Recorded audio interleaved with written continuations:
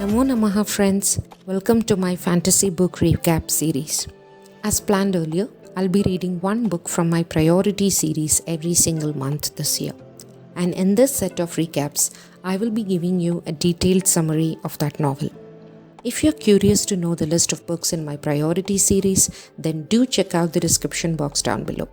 This month, I read The Ninth Reign by Jen Williams. The Winnowing Flame trilogy is a British adult fantasy series, and The Ninth Reign is the first book from this series. I hope this summary will act as a refresher for anybody who wants to continue with the series without having to reread this book again. I'll also give out a disclaimer saying that this recap will be a spoilery one. So if you're planning to read the book and don't like spoilers, then maybe it's better to skip this. Since recaps are usually long, I wanted to give an audio summary rather than a lengthy post on the same. Please do let me know if this works for you or not. So now let's jump right into the refresher. The Ninth Reign is primarily set in a world called San, which is occupied by the race of aberrants and humans. Aberrants, who once were believed to be immortal, are now slowly dying out as their tree god Gesseril, the one who sustained them with a sap, died a few centuries ago while killing the Geralian queen. Now, who's the Geralian queen?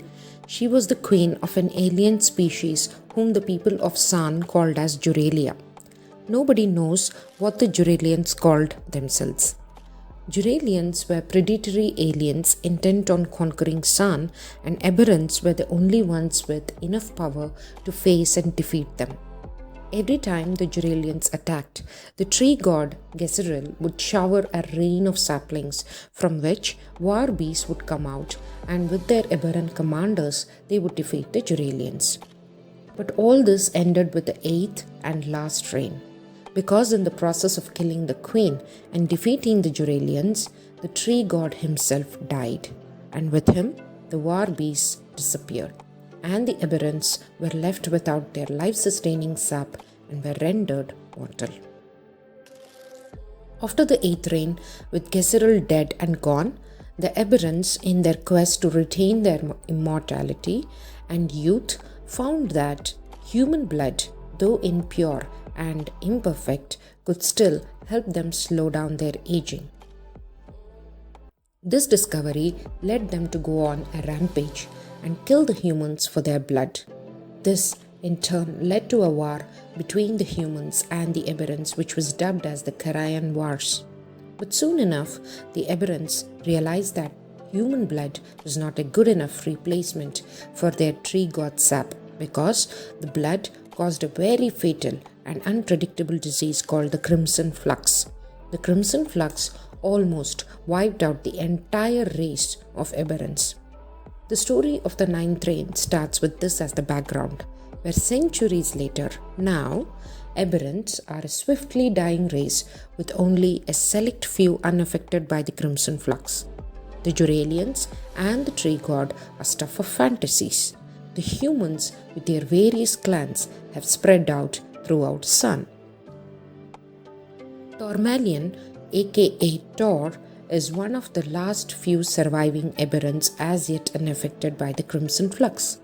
Traumatized by the horrific and inevitable deaths of his people, he decides to spend the rest of his life wandering San instead of waiting around for the Crimson Flux or age to take him. His sister Hestilian, who keeps up the hope of their tree god's revival, stays and helps the rest of the dying aberrants. Vintage is a middle-aged woman from a wealthy family of winemakers, who is an adventurer and scholar. Though the Geralians are gone, the relics they left behind are poisoning the sun and the flora and fauna around them. Vintage's family is also facing the problem of the dangerous wild encroaching on their vineyards. So Vintage leaves her home on the pretext of researching more on the Geralian relics, while also searching for her lost aberrant friend Nanthema. She enlists Tor, the wandering aberrant, as her sword for hire to help her with her travels. While they are exploring various places, they stumble upon the runaway witch, Fell Noon. Noon, the Fell Witch, sees a prophetic dream about the Geralians returning, and the intense fear of horrible death at the hands of Geralian monsters motivates her to break away from her jail. Noon's jail is in an island and is run by a fanatic cult headed by one called the Mother Winori, who hates witches and enslaves them and uses their powers in a controlled manner for manufacturing premium drugs and for various other money-making ventures. Noon was put in this jail for being a witch when she was merely 11 years old, and she's been led to believe for the past decade that her power is dangerous and evil.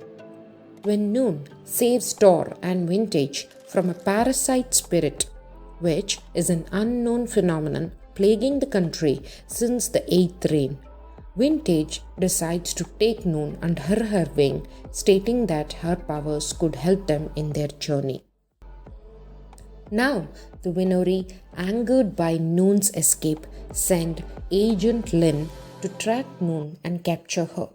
She intercepts the trio when they are on their way to a relic. Noon realizes her own lack of power when she goes up against Agent Lin and only barely manages to escape. Now the trio, that is Vintage, Noon and Tor, somehow manage to reach a place where the Behemoth is. The Behemoth is a Geralian relic which I imagine to be like a spaceship.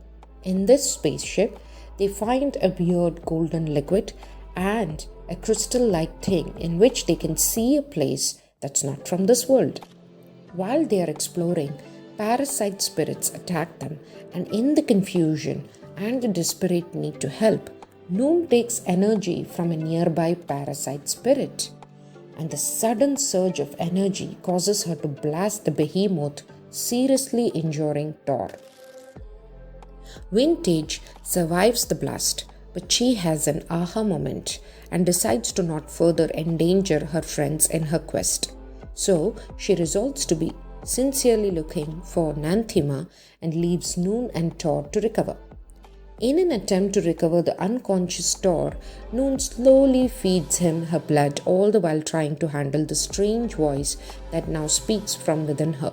From the moment she touched the parasite spirit, she realized that some powerful spirit is now living in her, and though she is not scared of it, she still has trouble handling this constant chatter within her. Once Tor recovers a little, they realize that it's the golden liquid from the Behemoth that's feeding the world and causing them to grow at such a rapid rate. So they decide to use this liquid and try to revive the tree god. But when they retrieve the liquid and are on their way to the aberrant city, they are once again intercepted by Agent Lin. But this time, with the power of the parasite spirit within her, Noon trounces Agent Lin. Tor is shocked, seeing Noon's power. Meanwhile, in the aberrant capital, we realize that Hestilian, who is a talented dreamwalker, has used her powers of dreamwalking to plant the nightmares of Geralian return into many human minds. Frightened by the prophetic and incessant nightmares, human clans and their leaders throng the aberrant capital in an attempt to help the aberrants revive Gizeril, as everybody knows that it's only the aberrants and their war beasts who can stand against the Geralians. In addition to Mother First, who belonged to Noon's clan, Burn, the owner of Bitter Twin's sword, as well as many other clans, arrive at the aberrant city to help. While Aldeser, Hest and Tor's cousin, tries his best to accommodate the growing populace of humans in their city, Hestilian locks herself in the Hall of Roots, obsessively praying and dreamwalking in the hopes of meeting her beloved tree god and reviving him. During one of her dream walks, she sees a tiny light and her hope is reaffirmed. Slowly, she starts communicating with the voice of her god, but the voice is elusive and is very resistant to meet any other aberrant except Hest. When Tor arrives in the city with Noon and the golden liquid, Hest finds herself very resistant to his plans, but the voice in the tree encourages her to use the liquid. The Hall of Roots is opened up for public, and the remaining Eldorans who have not yet succumbed to the Crimson Flux collect there to see the revival of their god. Not trusting Noon to control her power, Tor locks her in her room for the duration of the revival ceremony.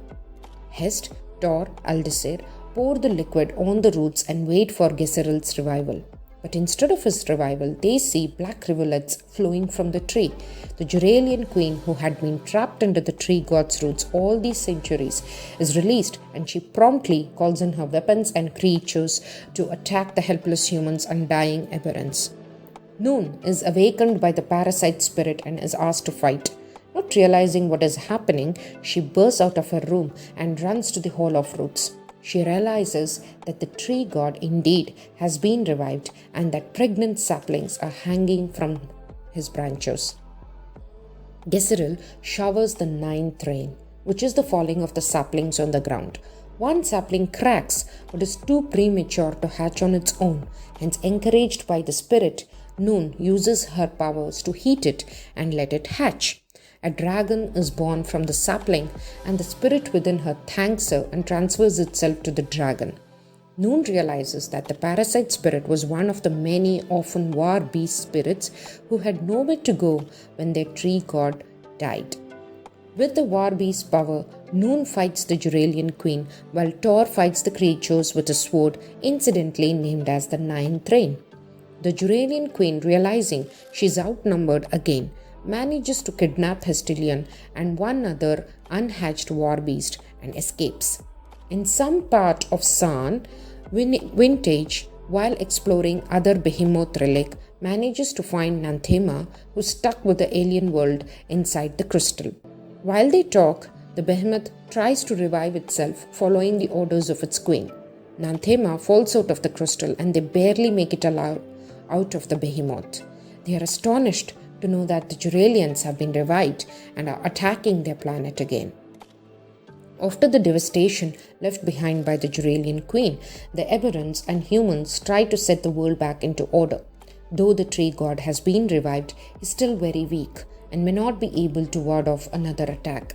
Except the dragon, none of the other hatchlings have hatched, and since they are premature, not much hope is there on them surviving. But in the end, a single hatchling hatches. A cat beast comes out and chooses Tor to bond with, signaling hope and revival. And that's the end of the summary of the Ninth Rain, folks. There's much more in the novel and it is awesome. Remember, this summary is only for people who need a refresher before reading the next book in the series. So forgive me if I have missed something or have not covered something. I hope you got the refresher you sought from this summary, and I hope you will thoroughly enjoy the next book as well. Hope to see you in my next installment of book summaries. Till then, stay safe and blessed. Om Shanti.